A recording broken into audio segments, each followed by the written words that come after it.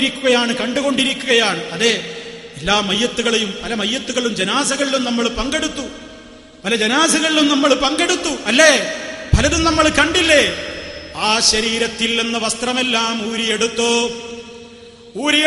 ശരീരത്തിൽ അണിഞ്ഞ പെണ്ണെ ആഭരണങ്ങൾ മുഴുവനും ഊരിയെടുത്തു. നിന്റെ കൈകളിൽ നീ വളരെ ബഹുമാനിച്ചിട്ട നിന്റെ വളകൾ ഊരിയെറിഞ്ഞു.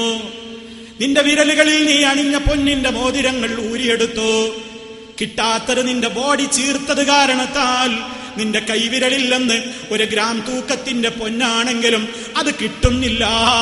എന്റെ ഇത്ത, എന്റെ ഉമ്മ, എന്റെ പെങ്ങൾ, എന്റെ ഭാര്യ, എന്റെ മോള് ആഗ്രഹിച്ച് ധരിച്ചതല്ലേ, അതും കൊണ്ട് പൊയ്ക്കോട്ടെ ഖബറിലേക്കെന്ന് ജനാസ കുളിപ്പിക്കുന്ന ബന്ധുവാവട്ടെ അല്ലാത്തവനാവട്ടെ ചിന്തിക്കാതെ കണ്ട് കത്രിക കൊണ്ടുവന്ന് പ്രയാസപ്പെട്ടുകൊണ്ടാണെങ്കിലും നിന്റെ ചീർത്ത് വീർത്ത വിരലിൽ നിന്ന് ആ 1 ഗ്രാമിന്റെ പൊന്ന് പോലും മുറിച്ചെടുത്ത് നിന്റെ ബോഡി കാലിയാക്കും.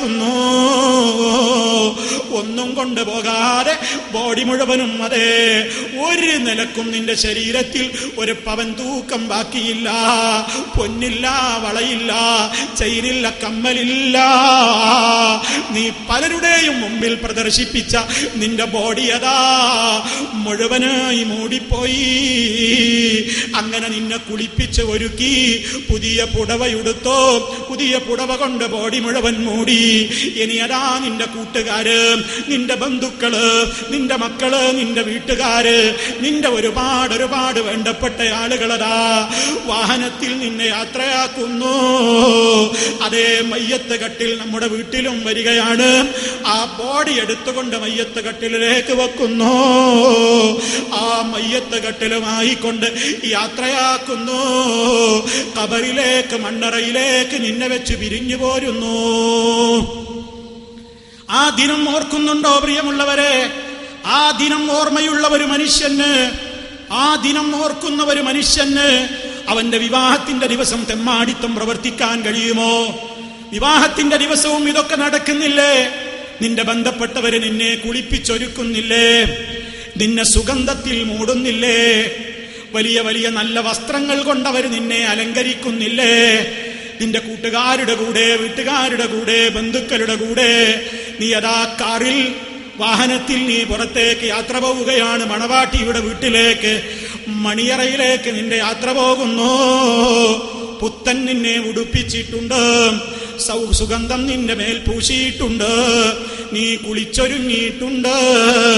വാഹനം വീട്ടിന്റെ ഉമ്മറത്തെ മുറ്റത്ത് എത്തിയിട്ടുണ്ട്. ഒന്നുകിൽ അത് കാറാണ്, അതല്ലെങ്കിൽ അത് ബസ്സാണ്, അതല്ലെങ്കിൽ മറ്റേതെങ്കിലും രൂപത്തിലാണ്.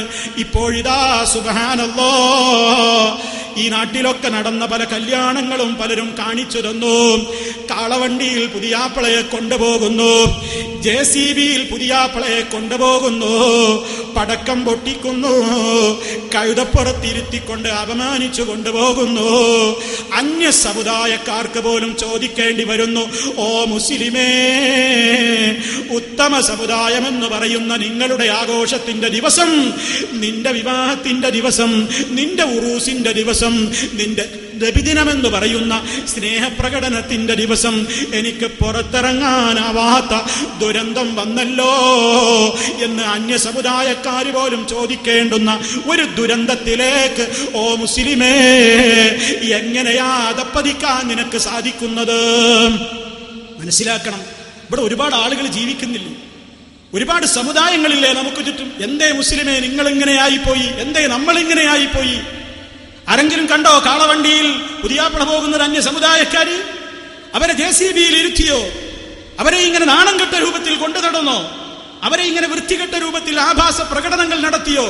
കുടിച്ചു കൂത്താടി തലേന്നും പിറ്റേന്നുമൊക്കെ ഗാനമേളയും ആട്ടവും പാട്ടും ഡാൻസും കുപ്പിപൊട്ടിക്കലുമൊക്കെയായിട്ട് ആണും പെണ്ണും നടറോട്ടിലൂടെ ഉറഞ്ഞു തുള്ളിയിട്ട്, അതേ, ഏറ്റവും നീ നിന്റെ റബ്ബിനോട് നന്ദി പറയേണ്ടുന്ന സുന്ദരമായ റബ്ബ് നിനക്ക് അനുഗ്രഹിച്ചു തന്ന ആ സുന്ദരമായ ദിവസത്തിൽ പോലും നിന്റെ റബ്ബിനെ ധിക്കരിച്ചുകൊണ്ട് ആടിപ്പാടി ഡാൻസ് ആടിക്കൊണ്ട് ലഹരിയും സെക്സും അവിഹിതമായ ബന്ധങ്ങളുടെയും തുടക്കത്തിന്റെ ദിവസമാക്കി നിന്റെ കല്യാണ വീട് അത് പതിപ്പിക്കുമ്പോ പടക്കം പൊട്ടിച്ച് നിന്റെ ബൈക്ക് കൊണ്ട് നീ റോട്ടിലിറങ്ങിയിട്ട് പാവപ്പെട്ട മനുഷ്യർക്ക് ഉറങ്ങാൻ പോലും സമ്മതിക്കാതെ ചടപട എന്ന ശബ്ദം നിന്റെ ബൈക്ക് കൊണ്ട് പുറപ്പെടുവിച്ച് കല്യാണത്തലേന്ന് അന്യ സമുദായക്കാർക്കും ആർക്കും ഉറങ്ങാനാവാത്ത നിലക്കുള്ള ഒരു ദുരന്തമുണ്ടാക്കിയിട്ട് നടുറോട്ടിൽ ഏറെ നേരം ബ്ലോക്ക് സൃഷ്ടിച്ചിട്ട് ഒരുപാട് ആളുകളെ അറിയിച്ചുകൊണ്ടുള്ള നിന്റെ ഈ കൂത്താട്ടം മുസ്ലിമേ, തുല്യമായ ഒരു ദിവസമാ നിന്റെ ഖബറിലേക്കുള്ള പോക്ക്.